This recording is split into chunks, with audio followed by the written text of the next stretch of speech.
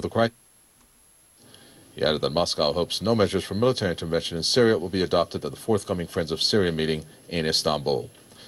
The United States, Britain, Germany, France, Saudi Arabia, and Qatar are the leading members of the so-called Friends of Syria. They held their last major conference in the Italian capital, Rome, in February.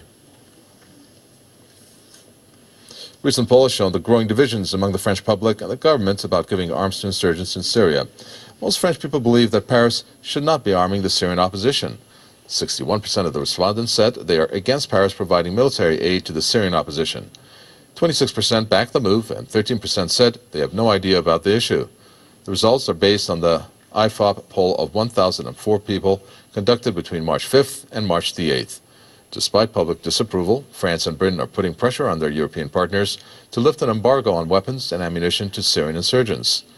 According to UN estimates, the war in Syria has claimed over 70,000 lives.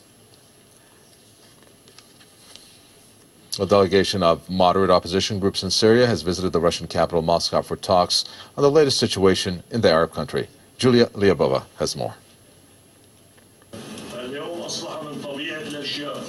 A delegation from Syrian internal opposition, headed by the Deputy Prime Minister, is in Moscow for talks on the Syrian crisis.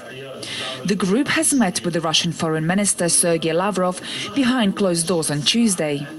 They discussed prospects of finding a solution to the bloody unrest in Syria.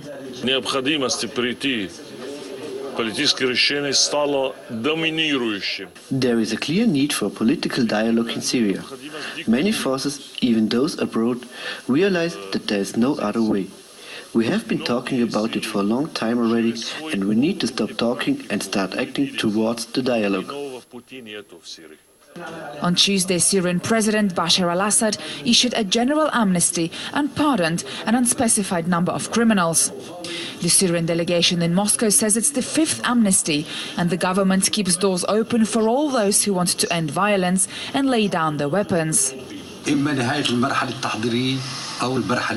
We can only rely on ourselves. External forces are hoping for a difficult outcome in Syria.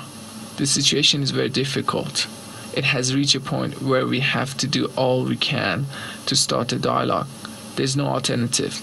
We need wide support for this idea. The Russian Foreign Ministry has recently declared Syria as a center for international terrorism. During talks, the delegation discussed the latest situation in the country. They say violence is on the rise and thousands of people are losing their lives in the conflict. Without a doubt, violence is on the rise. We are at the peak of violence ahead of a dialogue. Fighting mainly takes place in villages, not in the cities. But for current level of violence, there is the same level of diplomatic efforts to end it. The delegation has thanked Sergei Lavrov and Russia for playing an active role in helping Syria organize a national dialogue, along with Iran, China. The delegation says that the crisis in Syria has reached a critical point. There is a consensus between the government and the internal opposition that violence leads nowhere and it must be stopped. A dialogue is seen as the best way to bring conflicts to an end. The question now is, when will that moment arrive in Syria? Julia Lyabova, Press TV, Moscow.